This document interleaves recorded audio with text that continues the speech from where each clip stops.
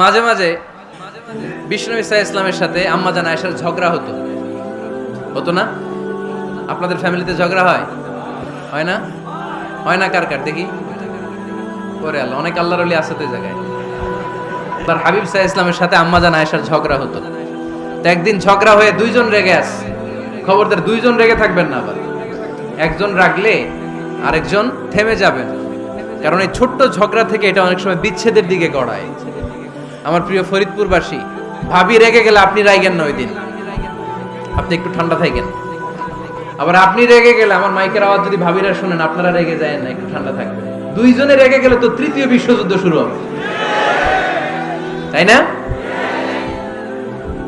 একজন রেগে গেলে আরেকজন ঠান্ডা, কারণ এই সামান্য ঝগড়া থেকে ইগোর কারণে এটা বিচ্ছেদ আর ডিভোর্স পর্যন্ত গড়ায়।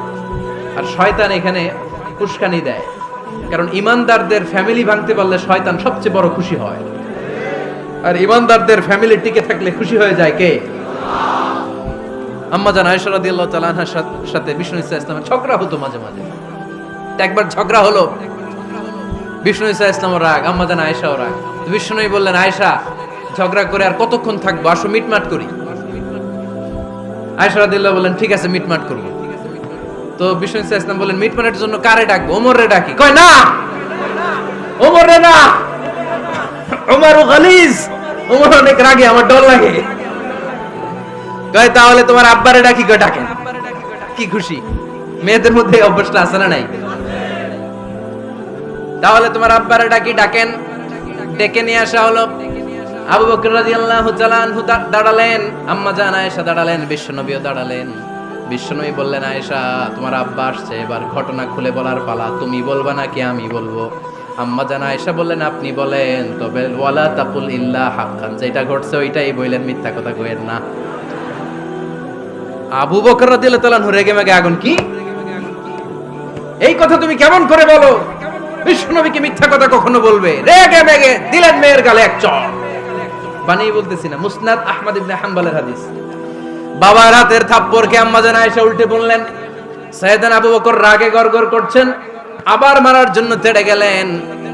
এবার বাঁচার জন্য আম্মা জান আয়েশা বিশ্বনবীর পিছনে যে আশ্রয় নিলেন, বিশ্বনবী বাঁচানোর জন্য দুই হাত মেলে দাঁড়িয়ে গেলেন। পড়েন সুবহানাল্লাহ। বিশ্বনবী যখন দুই হাত মেলে দাঁড়িয়ে গেলেন, সাইয়েদনা আবু বকর রাদিয়াল্লাহু আনহু থেমে গেলেন।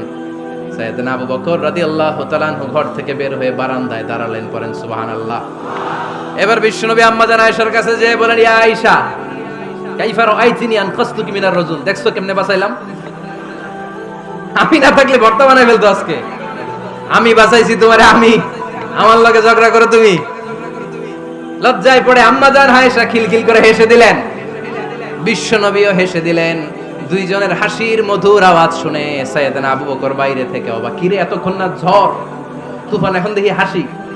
সালাম দিয়ে অনুমতি নিয়ে ভিতরে ঢুকলেন। ঢুকে দেখেন আম্মা জান আয়েশাও হাসে, বিশ্বনবীও হাসে। এ হাসি দেখে আবু বকর রাদিয়াল্লাহু আনহু হেসে দিলেন। আরশের উপর থেকে খুশি হয়ে গেলেন কে? এবার সাইয়েদনা আবু বকর রাদিয়াল্লাহু তাআলা আনহু বললেন, ইয়া রাসূলুল্লাহ আশরিকানি ফি সিলমিকুমা কামা আশরাকতুমানি ফি হারবিকুমা। ও নবী, যুদ্ধ লাগলে, দুইজন যুদ্ধ লাগলে মীমাংসার জন্য যেমনি আমারে ডাকেন, এরকম হাসি আর আনন্দের মুহূর্তেও আমারে একটু ডাকেন। আশরিকানি ফি সিলমিকুমা কামা আশরাকতুমানি ফি হারবিকুমা। নবী, আপনাদের মধ্যে ঝগড়া লাগলে সন্ধি করার জন্য আমারে যেমনি ডাকেন, আপনাদের হাসি খুশি আনন্দ খুনসুটি এই মজাদার মুহূর্তগুলোতে আমারে বঞ্চিত রাখেন না, আমার একটু ডাকেন। সুবহানাল্লাহ পড়েন।